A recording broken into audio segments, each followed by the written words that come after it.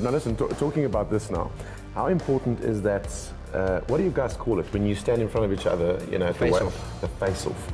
How important is that, and do you get trained to do that? You know, a lot of people say, I don't know, for example, Mike Tyson, he said he would look into a guy's eyes, and the minute the guy looked down, he said, I had him beaten. No. I'm the type of guy I try to keep it low, chilled, because you know why? That whole hype and getting into that kind of, getting caught up in that scene can change your fight, you know? That guy's staying, that's gonna be in the back of your mind. But I suppose it all depends who you fight and how the build-up to the fight's gone.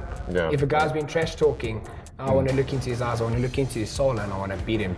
But if I know a guy, for example, I fought a guy who I was very friendly with, it was a face down, it was a handshake, good luck, I'll see you tomorrow night. So it's different. I've never been in that situation when you're fighting for such a big prize and the guy's been trash talking for 2 months.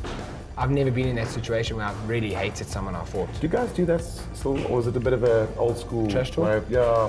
I think they try to do it because there's more platforms, there's more social media, Twitter, Facebook, and Instagram. Yeah. But I think if the beef is there, if there's certain fighters who just don't get along with another fighter, you don't need to trash talk. I think it's on. Talk in the ring, man. And it talks for itself because you can see the way they come across at the weigh-ins. There's a lot of vibes, you know.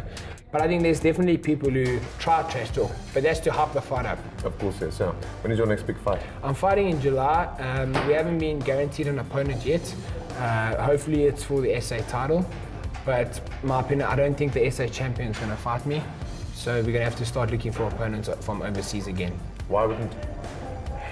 I don't know, I'm asking the same question. You know, it's weird, boxing in South Africa is, I think I'm number 2 in the country, my teammate's number 1, the champion's number 6 in terms of rankings, on the worldwide rankings. So in SA I'm 2, my teammate's number 1, but he's number 6 and he holds the SA title. But that's rubbish though.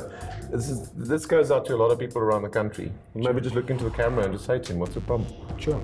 No, I think boxing the best need to fight the best, and if you've got the SA title, whether you're heavyweight or cruiserweight, but you're 6 in the country, you need to fight number 1 or number 2 to prove you're the best, and that's all I've got to say. Yeah. Kev, it's been awesome hanging with you, man. Thank you. And looking forward to your next fight. Thank you so much. I hope it's with the right people. We'll see what we can do. I'll start trash talking on radio if you want to as well. Put it out there. Yeah. How hard is it to stay in shape though? I mean, you guys must be so disciplined. Sure. I mean, eating right and this and aren't you just... No, 100%. I think I'm very blessed in a way that my trainer, Peter Smith, he's made it that every day in the gym, whether we're in training camp or not, is a good day. And it's a productive day because that day in the gym adds 0.5% to your performance on the night. So your training camp will be 50%, the other 50% is what you were doing when you weren't in training camp. And he tries to give us that mentality to stay in the gym and keep working. It's hard. When you don't have a fight contract and you haven't signed anything on the dotted line and there's no lump sum of money there, it's really hard to stay motivated. Of course, yes. But that, I think, is the difference between average and good. I hear you, man. That's my beliefs on it. Well, we're in your gym right now, so I think you need to get back to doing what you do best. Thanks for the chat. Thanks so much really for having me. Appreciate it. Thank you.